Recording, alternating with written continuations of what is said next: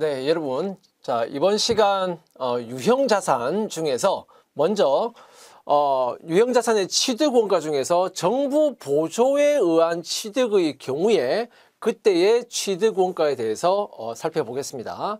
자, 우리 앞에서 유형자산의 그 취득원가 일반적인 취득원가의 개념, 일반적으로 유형자산의 취득원가를 어떻게 산정하는가, 뭐 그런 내용도 살펴봤고, 그리고 바로 지난 시간에는 일괄 매입의 경우에 그럴 경우에 또 어떻게 취득원가를 산정하는가 그런 내용에 대해서도 또 살펴봤습니다. 그리고 교환 취득의 경우에도 취득원가 어떻게 산정하는가, 자, 그런 내용에 대해서 살펴봤는데 그거에 이어서 이번 시간은 정부 보조에 의해서 유형자산을 취득할 경우 그때의 취득원가에 대해서 한번 살펴보겠습니다.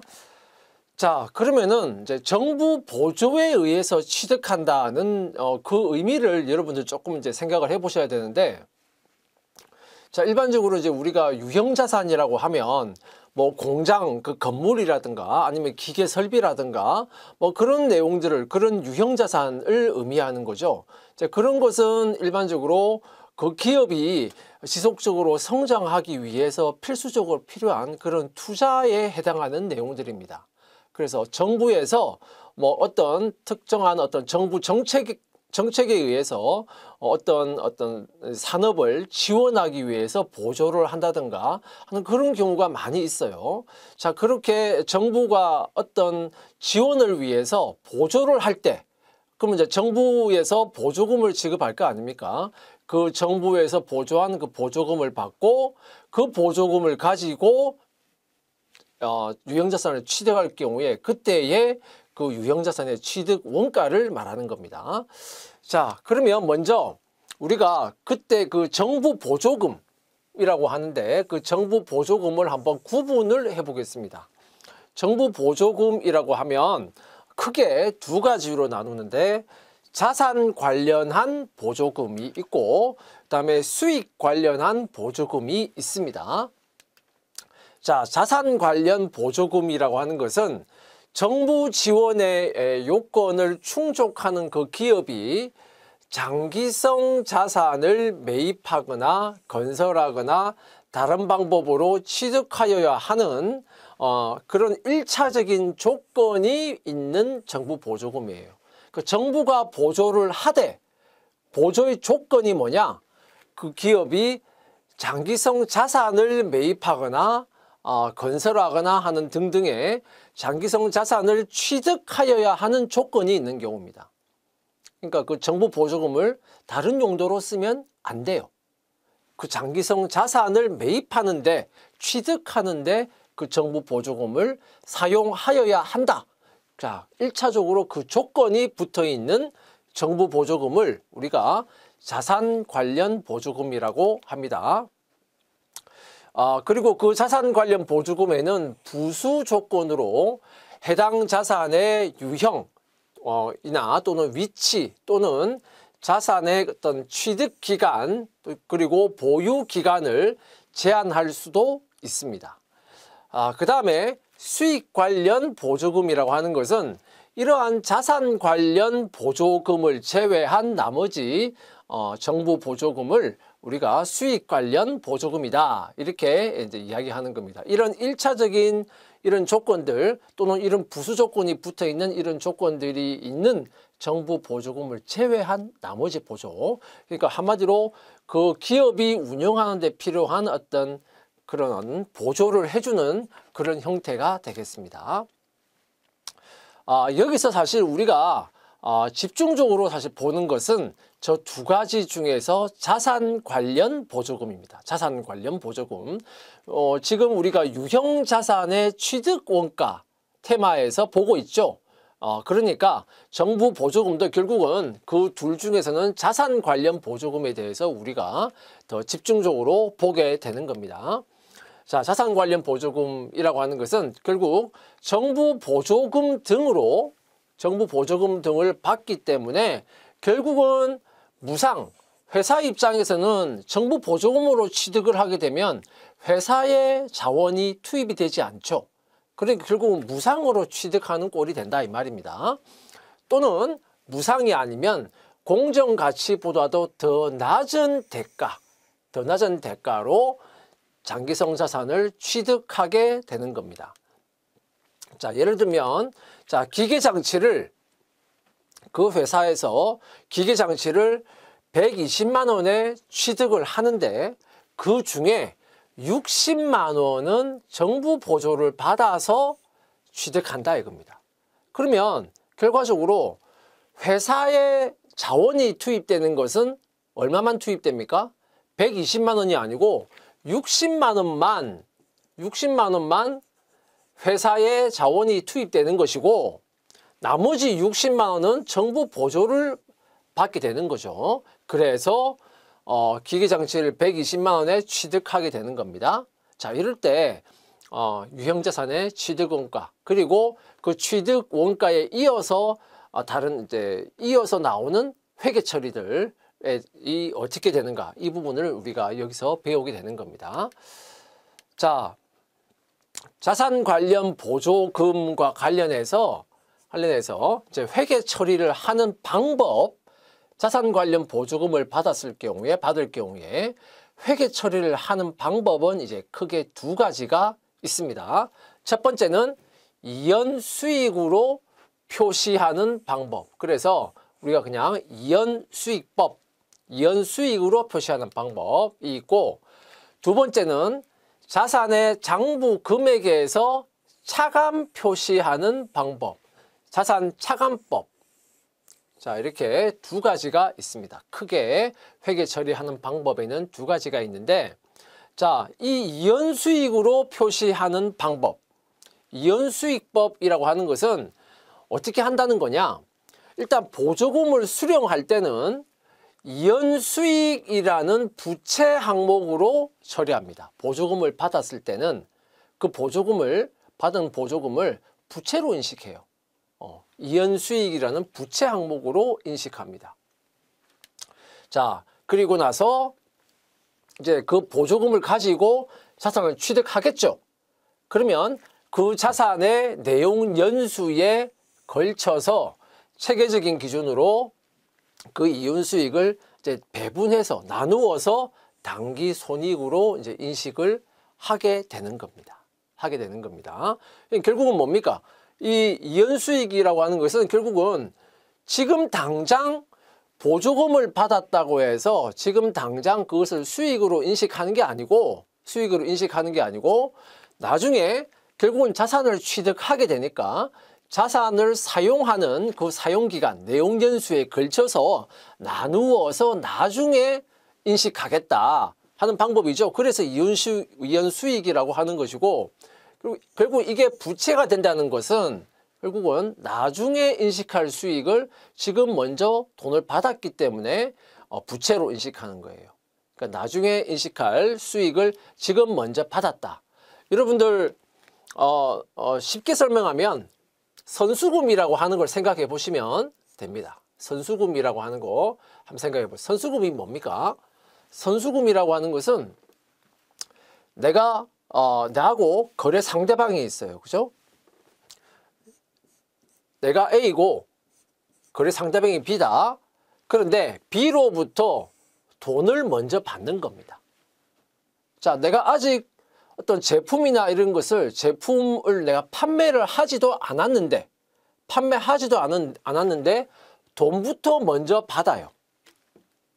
결국은 A는 돈을 먼저 받고 나중에 판매를 하게 됩니다. 자, 그러면 그 돈을 먼저 받은 A는 돈을 먼저 받고 어떤 의무가 생깁니까? 돈을 먼저 받았기 때문에 그에 해당하는 제품을 B에게 인도해 줘야 될 의무가 생기는 거죠. 그죠? 돈을 먼저 받았기 때문에 제품을 인도해 줘야 될 의무가 생기는 겁니다. 의무. 그래서 A는 돈을 먼저 받았을 때 선수금이라는 부채로 처리하게 되고, 왜 부채로 처리하느냐? 의무가 생겼기 때문에 부채로 처리한다. 그리고 나서 실제 나중에 제품을 인도할 때 그때 그 부채를 없애면서 뭐로 합니까? 차변의 부채가 없어지고 대변의 매출이라는 수익이 그때 인식이 되는 겁니다. 그죠? 나중에 수익이 인식이 되죠. 자, 그래서 이 이연수익, 부채로 처리하는 이연수익은 일종의 이 여러분들 배웠던 선수금이라고 하는 것을 생각해 보시면 되겠다. 자, 그 다음에 자산의 장부 금액에서 차감 표시하는 방법. 이것은 보조금을 수령을 할 때는 정부 보조금이라는 계정 과목으로 인식하는데 이 계정 과목의 성격이 뭐냐? 자산의 차감 성격의 계정이다. 자산을 차감시키는 계정이다. 자, 이건 좀 이따 다시 한번 더 설명할게요. 자, 그리고 이 정부 보조금은 역시 자산을 사용하는 그 내용 연수에 걸쳐서 감가상각비를 감소시키는 역할을 하게 됩니다. 감소시키게 됩니다. 그래서 간접적으로 당기손익으로 인식하는 거예요. 감가상각비를 줄이니까 결국은 비용을 줄이는 거죠. 그래서 비용을 줄임으로써 간접적으로 당기손익으로 인식하는 자, 그런 방법이 되겠습니다. 자, 이렇게 두 가지 방법이 있는데 구체적인 예제를 가지고 이 두 가지 방법에 대해서 살펴보겠습니다. 자, 12월 말 결산 법인인 주식회사 인덕은 2000X1년 초 자, 1,000만 원의 환경설비를 취득하기 위해서 정부 보조금을 500만 원 지원을 받았습니다.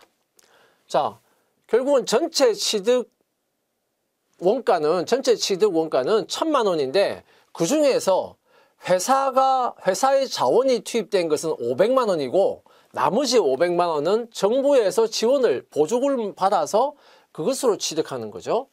자, 이 환경설비의 내용 연수는 4년이고 자, 잔존 가치는 0이며 정액법으로 감가상각한다. 자, 다음 방법에 따라서 환경설비의 내용 연수 그 기간 동안에 회계 처리를 해봐라. 자, 그래서 우리가 앞에서 배웠던 이윤수익법으로 해보고 자산차감법으로 해보자 이겁니다. 그리고 그 두 가지의 방법을 한번 비교를 해보자 이거예요. 비교를 해보자. 자, 먼저 이윤수익법으로 해보겠습니다. 자, 2000X1년 초에 자, 정부 보조금을 수령을 했다. 그래서 현금 500만 원을 정부 보조를 받으니까 현금이 먼저 유입이 되니까 차변에 현금 500만 원이라고 분계가 되고 대변에는 자, 이연수익이라는 부채 항목으로 자, 우리가 분계를 하게 됩니다. 그죠? 그래서 이 이연수익은 부채의 성격이다. 자, 미리 받은 수익이기 때문에 미리 받은 수익이니까 의무가 생겼다. 그래서 부채의 성격이다 이거예요. 자, 그리고 나서 이 정부 보조금을 받고 나서 회사 돈 500만 원을 같이 이제 같이 합해서 환경설비를 이제 1,000만 원에 취득을 하겠죠. 그러면은 자, 현금 1,000만 원이 이제 나갑니다. 회사에서. 그리고 유형자산 설비 1,000만 원이라고 유형자산 중에서도 설비라는 항목으로 해서 1,000만 원 이렇게 우리가 분계를 하게 될 겁니다. 자, 이게 이제 2000X1년 초입니다. 자, 그리고 2000X1년 말부터 해서 2000X4년 말까지 그 내용연수가 4년이라고 했으니까 그 내용연수 기간 말에 어떠한 분계가 나타나는가? 자, 먼저 환경설비에 대한 감가상각을 해야 되겠죠. 물론 우리가 감가상각에 대해서는 구체적으로는 다른 강의에서 우리가 또 설명을 하겠습니다만은 자, 감가상각비 정액법이라고 하는 것은 뭐 간단한 거니까 정액법으로 감가상각하면 자, 감가상각비 250만 원, 감가상각 누계액 250만 원 이렇게 이제 분계가 될 겁니다. 그죠? 1,000만 원이니까 나누기 4. 그죠? 1,000만 원이니까 잔존가액은 0이고요. 그래서 1,000만 원 빼기 0. 요걸 4년 동안 감가상각을 한다. 그래서 250만 원을 감가상각을 할 겁니다. 자, 그리고 나서 자, 앞에서 이연수익 부채로 인식한 이연수익에 대해서 이제 처리를 하는 거예요. 그 이연수익은 처음에는 부채로 처리하고 4년 기간 동안에 나누어서 어떻게 한다고요? 나누어서 이제 수익으로 처리하게 되는데, 자, 그러면 이 이연수익 500만 원이었죠? 500만 원이고 나누기 4를 하면은 1년에 125만 원씩 이제 이연수익이 이제 없어지는 거예요. 자, 그러면 이연수익, 자, X1년 말에 자, 125만 원의 이연수익을 없애면서 대변에 뭐가 오냐? 자, 정부 보조 수익이라는 수익으로 이제 인식을 하게 됩니다. 125만 원. 그러니까 이연수익이 없어지면서 정부 보조 수익이라는 수익 항목이 수익을 인식을 했다 이겁니다. 수익을 인식했다. 그러니까 수익을 나중에 인식하는 거죠. 자, 이런 방법으로 자, 2000X1년 말부터 2000X4년 말까지 이러한 회계 처리가 반복적으로 나오게 된다 이겁니다. 자, 그러면은 우리가 재무상태표하고 손익계산서를 한번 봅시다. 2000X1년 초에는 이제 지금 어떻게 돼 있는 거냐? 정부 보조를 받아서 유형자산을 취득했죠. 그래서 유형자산을 1000만 원 취득했습니다. 그래서 유형자산 1000만 원이 재무상태표에 올라가겠죠. 그리고 초에는 이제 부채 항목에 이연수익이라는 부채가 500만 원 이렇게 올라가 있을 겁니다. 그죠? 올라가 있을 거예요. 자, 그리고 나서 이제 1년 기간이 지나서 2000X1년 말이 되면 이제 어떻게 바뀌어 있는 거냐? 이제 감가상각을 했고, 그 다음에 이연수익을 또 수익으로 대체했죠. 자, 그러면은 자, 유형자산 설비 1000만 원 취득원가가 있었는데 감가상각을 먼저 해서 감가상각 250만 원 감가상각이 되었죠. 그리고 이연수익은 원래 500만 원 있었는데 125만 원이 없어졌기 때문에 이연수익의 잔액은 375만 원 되어 있을 겁니다. 그죠? 125만 원만큼 이연수익이 이제 줄어 있겠죠. 자, 그러면 결국은 2000X1년 말에 재무상태표를 한번 가만히 보면 자산에 지금 1000만 원, 250만 원이니까 지금 자산만 보면 750만 원이 장부상의 잔액이에요. 그죠? 그런데 부채에 이 유형자산 관련해서 부채가 또 있잖아요. 375만 원.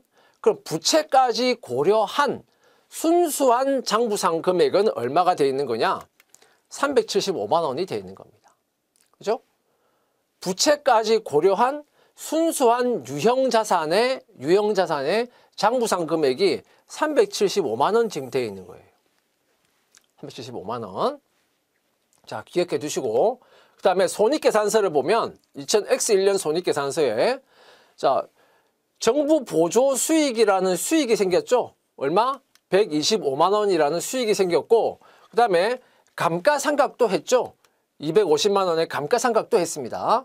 자, 그러면은 2000X1년에 이 유형자산 정부 보조를 받아서 취득한 이 유형자산과 관련해서 정부 보조 수익이 125만 원이 있고 감가상각비라는 비용이 또 250만 원이 있습니다. 그러면 결국은 자, 이걸 두 개를 같이 합쳐보면 결국은 자, 수익과 비용을 모두 합쳐보면 125만 원이라는 자, 마이너스가 되죠. 비용 처리가 된 건 마찬가지입니다. 125만 원은 수익, 250만 원은 비용이니까 순수하게 보면 순액으로 보면 125만 원이 비용 처리된 것과 마찬가지다 이거예요. 자, 375만 원이 순수한 유형자산의 순장부상 금액으로 돼 있고, 자, 125만 원이 비용 처리가 돼 있다. 자, 이거 기억하세요. 나중에 이연수익법하고 자산차감법하고 비교를 할 때 한번 비교를 해보시면 되겠습니다. 자, 이거 기억해 두시고, 그 다음에 자산차감법으로 할 때는 또 어떻게 한다는 거냐? 자산차감법으로 할 때는 2000X1년 초에 정부 보조금을 수령할 때는 자, 현금 500만 원라고 차변에 기록하는 건 똑같아요. 그리고 대변에 정부 보조금이라는 개정 과목으로 해서 500만 원이라고 기록합니다. 그럼 이 정부 보조금이라는 개정 과목은 어떤 성격이냐? 이것은 유형자산 설비라는 유형자산의 차감 개정의 성격이다. 이거예요. 차감 개정의 성격이다. 차감 개정의 성격이다. 자, 왜 차감 개정이냐? 이 500만 원은 회사의 자원이 들어간 게 아니다 이거예요. 회사의 자원이 들어간 것이 아니기 때문에 차감을 해주는 겁니다. 차감을 해주는 거예요. 그래서 정부 보조금은 자산의 차감 개정이다. 자, 그리고 나서 2000X1년 초에 이 설비를 취득할 때 그러면 이제 현금 1000만 원이 나갔다. 대변. 차변에는 유형자산 설비 1000만 원 이렇게 이제 처리를 할 겁니다. 자, 기억하시고 여기서 처음에 이연수익법하고 차이가 나는 것은 자, 여기만 차이가 있죠. 지금 현재는 여기만 차이가 있습니다. 그 다음에 2000X1년 말부터 2000X4년 말까지는 어떠한 회계 처리가 반복적으로 나오게 되는가? 자, 먼저 감가상각을 해야죠. 감가상각비 250만 원, 감가상각 누계액 250만 원. 이거 아까하고 같습니다. 그죠? 같습니다. 그런데 여기서 이제 주의하셔야 될 거. 자, 이 감가상각비 250만 원은 얼마를 기준으로 해서 나온 거냐? 1000만 원을 기준으로 해서 나온 겁니다. 1000만 원에서 자, 잔존가액을 뺀 나머지 그죠? 그래서 이 1000만 원을 기준으로 해서 감가상각비가 지금 나온 것이다. 그런데 그럼 이 250만 원의 감가상각비 중에서 정부 보조금에 해당하는 비율은 얼마겠는가? 환경설비는 총 1000만 원에 지금 취득을 했습니다. 그죠? 환경설비는 총 1000만 원에 취득을 해서 총 1000만 원에 대해서 지금 감가상각을 하고 있는데 이 중에서 정부 보조금을 받은 것은 500만 원이에요. 그러니까 1000만 원 중에 500만 원은 정부 보조를 받은 겁니다. 회사 돈이 들어간 게 아니에요.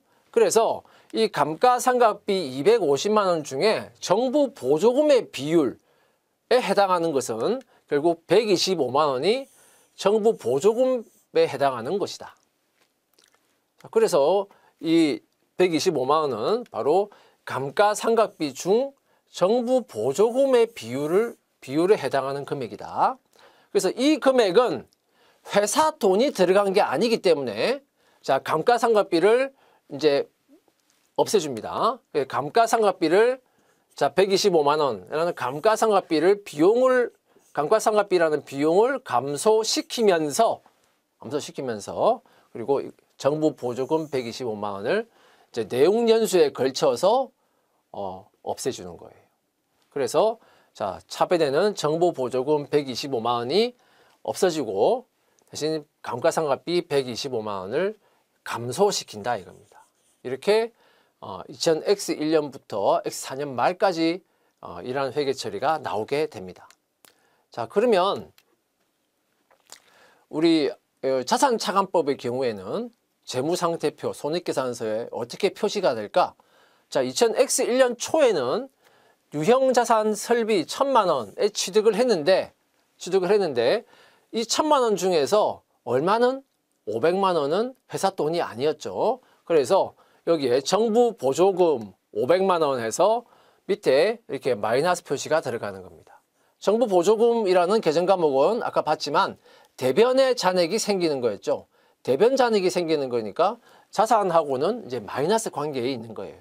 그래서 자, 유형자산 밑에 이렇게 정부 보조금이라는 개정 과목으로 해서 마이너스 표시가 된다. 그러면 그리고 유형자산은 우리 회사의 유형자산은 1000만 원이 아니고 순수하게 보면 500만 원이다 이겁니다. 500만 원이다. 장부상 금액은 500만 원이에요. 1000만 원이 아니고. 그죠? 500만 원입니다. 그리고 자, 자산차감법에는 부채에는 들어가는 게 없어요. 자, 그리고 나서 이제 X1년 말이 됐습니다. X1년 말에는 그럼 어떻게 되냐? 감가상각 누계액이 자, 250만 원 감가상각이 됐죠.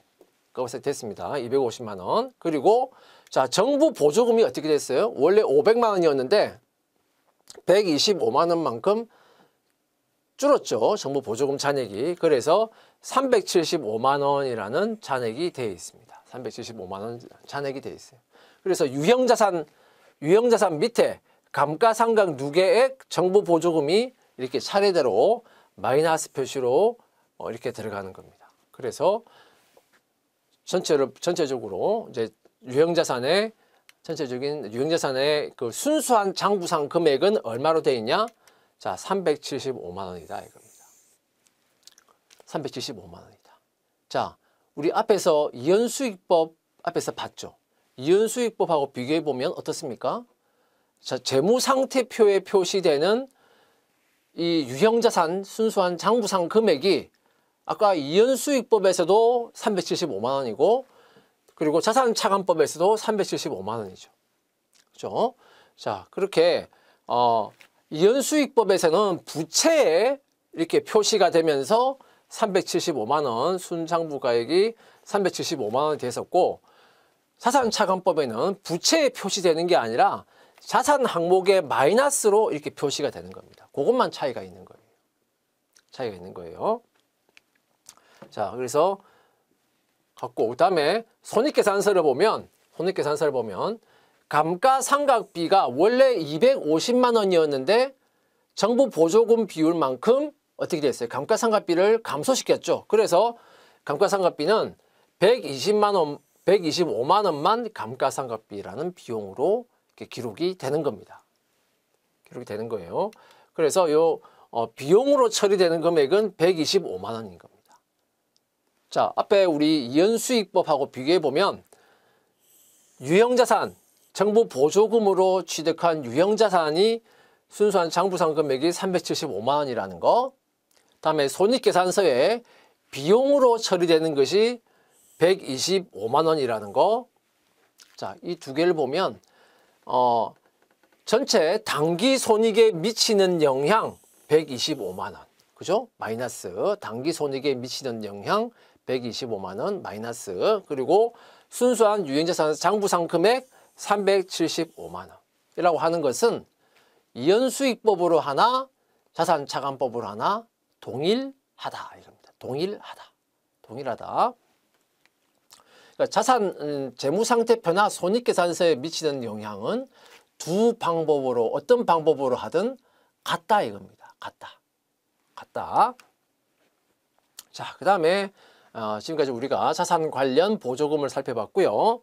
그다음에 이제 수익 관련 보조금으로 보면 수익 관련 보조금은 당기 수익으로 인식을 하게 되는데 별도의 계정 과목을 쓰거나 또는 뭐 기타 수익 등으로 같은 이런 일반적인 계정으로 표시할 수 있습니다. 그리고 관련 비용에서 차감할 수도 있는데 관련 비용에서 보조금을 차감하는 그런 회계 처리를 통해서 관련 비용에서 차감할 수도 있어요. 그러니까 당기 수익으로 인식을 하거나 관련 비용에서 차감을 하거나 두 가지 방법으로 할 수 있다 이겁니다. 할 수 있다.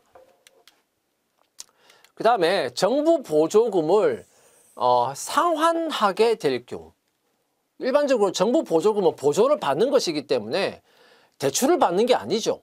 대출을 받는 게 아니고 보조를 받는 것이기 때문에 일반적으로 상환하지 않아요.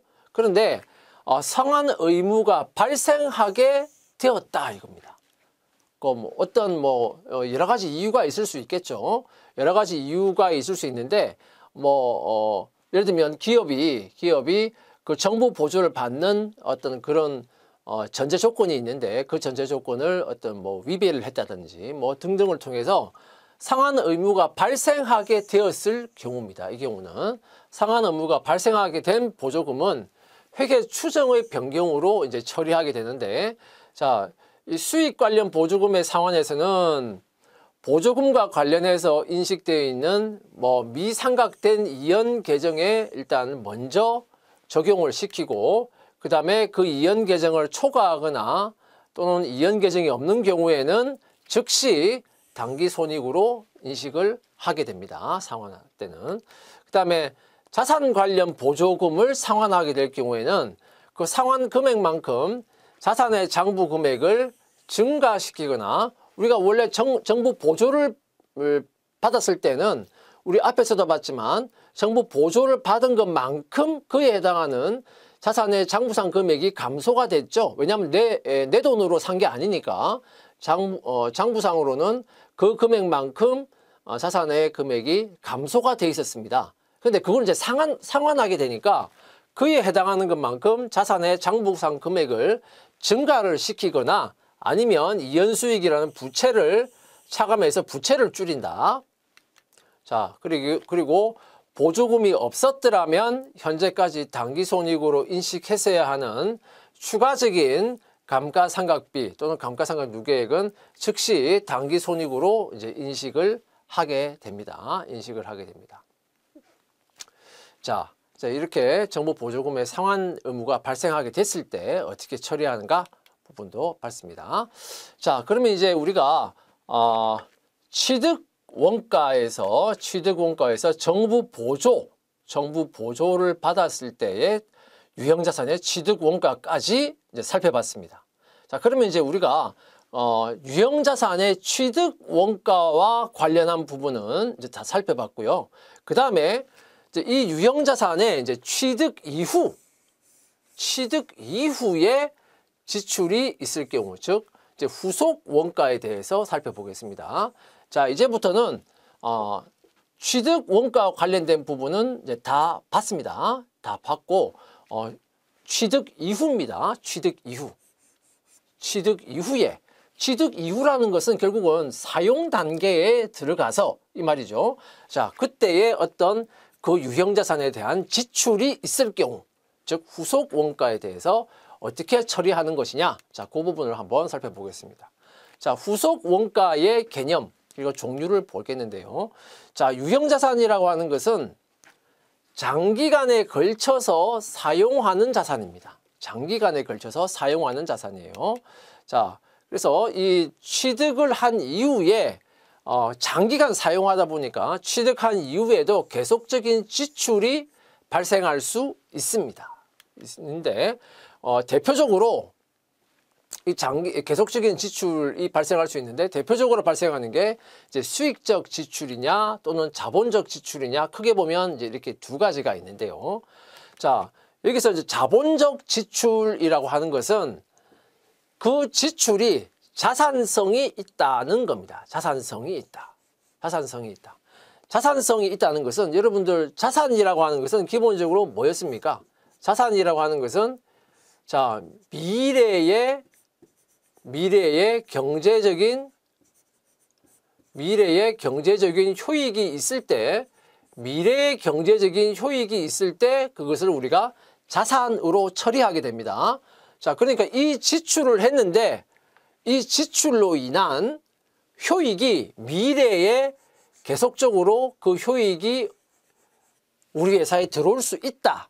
그럴 경우에는 자, 이 지출은 자산성이 있다라고 해서 이 지출의 효과가 미래에 미친다.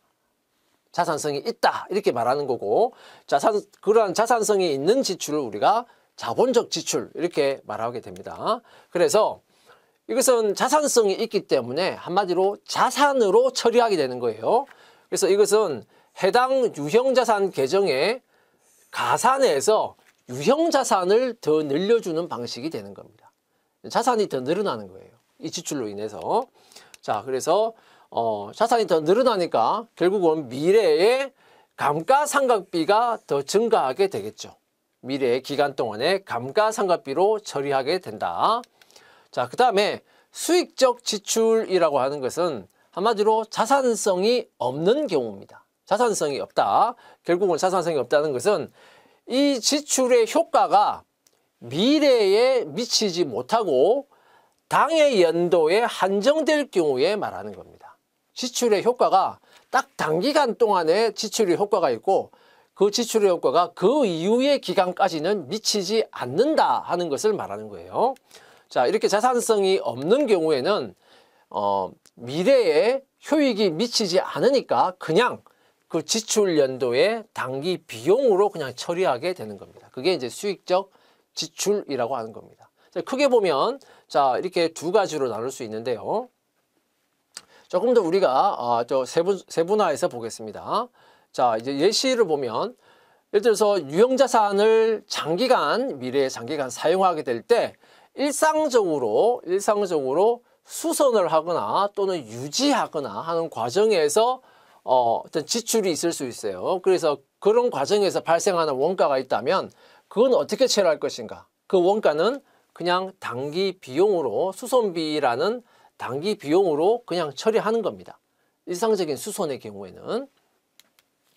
자, 그런데 이제 두 번째, 주요 부품이나 구성 요소의 정기적인 교체가 있는 경우, 주요 부품, 구성 요소, 정기적 교체가 있는 경우인데, 예를 들면 용광로, 자, 일정 기간 사용 후에 내화 벽돌의 교체가 필요한데, 자, 이러한 일정 기간이 지난 후에 내화 벽돌의 교체라든가 항공기의 좌석, 그리고 취사실 등의 내부 설비라든가 이런 것을 말하는 거예요. 두 번째, 취득을 한 후에 반복적이긴 합니다. 반복적인데 근데 그 비교적 낮은 빈도로 대체되는 거예요. 반복적이지만 빈도는 낮다. 그리고 또는 비반복적인 대체가 일어나는 경우, 자, 그런 경우 대표적으로는 건물 인테리어로 벽을 대체하는 그런 경우가 되겠습니다. 자, 이런 경우에는 자, 자산성이 있다. 그래서 자, 이제 현금 나간 것만큼, 만약 현금 10만 원이 나갔다면 현금 10만 원 나갔다. 그리고 그 현금 10만 원 나간 것만큼 유형자산으로 이제 처리를 하게 되는 겁니다. 처리를 하게 되는 것이고, 그 다음에 정기적으로 교체하거나 뭐 하는 대체하는 과정에서 원래 있던 걸 이제 떼내는 거잖아요. 그럼 원래 있던 걸 떼낼 때는 원래 있던 남은 잔액을 다 없애버립니다. 만약에 남은 잔액이 15만 원 하고 감가상각 누계액이 13만 원이라면 남은 장부상 금액을 다 없애고 그거를 뭐로 처리한다? 폐기손실로 처리하는 겁니다. 남은 거를 다 장부상 금액을 다 없애면서 폐기손실로 처리하고, 그리고 나서 새로운 것을 교체하거나 할 때는 그것을 자산으로 처리한다. 자, 이런 방식으로 하게 됩니다. 자산성이 있다. 자, 이제 우리 앞에서 자본적 지출, 수익적 지출을 이렇게 살펴봤는데 한번 비교를 해보겠습니다. 비교를 해보면 자본적 지출의 분류 요건은 자산 가치가 일단 증대되어야 돼요. 자산 가치가 증대되고, 또는 자산의 능률이 향상되고, 또는 내용 연수가 연장되는 경우, 자, 이런 경우는 자, 자본적 지출이다 해서 자산성이 인정된다. 자, 이렇게 말하고요. 자, 예를 들면 건물에 엘리베이터가 없었는데 엘리베이터를 설치하는 경우, 또는 냉난방 장치를 설치하는 경우, 피난시설을 설치하는 경우, 기타 개량하고 확장하고 증설하는 그런 경우, 자, 이런 경우에는 자, 다 자산 가치가 증대되거나 능률이 향상되거나 내용 연수가 연장되거나 하는 여기에 해당한다. 그래서 이런 것은 다, 이런 후속 원가는 다 자본적 지출로 처리한다. 즉 자산성이 인정되기 때문에 자산으로 처리하게 된다 하는 것이고, 그다음에 수익적 지출의 경우에는 자산의 그냥 현상 유지가 되는 겁니다. 현상 유지. 가치가 증대되거나 하는 게 아니고 그냥 현상을 유지하는 수준. 그다음에 능률이 더 증가하는 게 아니고 능률이 유지되는 거. 그다음에 그러니까 자산의 어떤 현상이나 능률, 가치가 그냥 유지되는 정도 수준의 지출이 이제 여기에 해당하는 것이다. 그러니까 증가하거나 증대되는 게 아니에요. 유지. 여기서 핵심은 이제 유지죠, 유지고, 여기서는 증대, 향상, 연장 이런 겁니다. 대표적으로 건물의 도장, 또는 파손된 유리의 교체. 자, 여기가 이런 내용들이 수익적 지출에 해당한다. 이런 것들은 자산성이 인정되는 것이 아니라 바로 그 단기간에 비용으로 바로 처리해 버린다 하는 겁니다. 자, 이 후속 원가의 처리 방법의 흐름을 보면 이렇습니다. 이걸 만약에 뭐 수선비 등과 같이 단기에 비용으로 바로 처리하면, 단기에 이렇게 100만 원의 지출을 하고 이걸 당해 연도에 바로 비용으로 처리했다.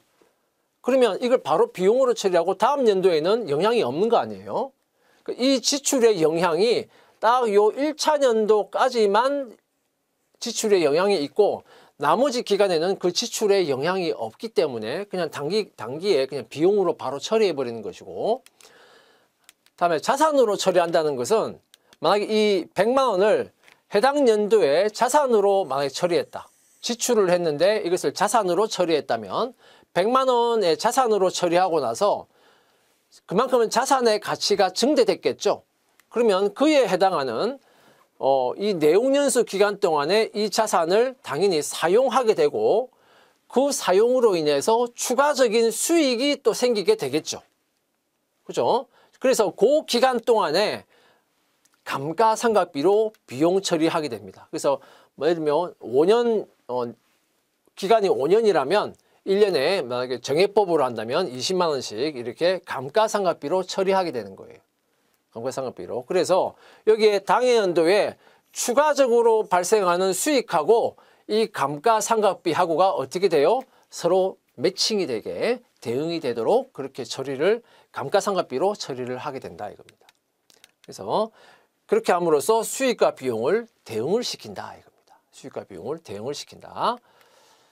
자, 이상으로 먼저 취득 원가 중에 정부 보조에 의한 취득의 경우에 그 경우를 먼저 살펴보고 그 다음에 취득 이후에 지출이 있을 경우 자본적 지출, 수익적 지출, 자 이런 부분에 대해서 같이 묶어서 살펴봤습니다.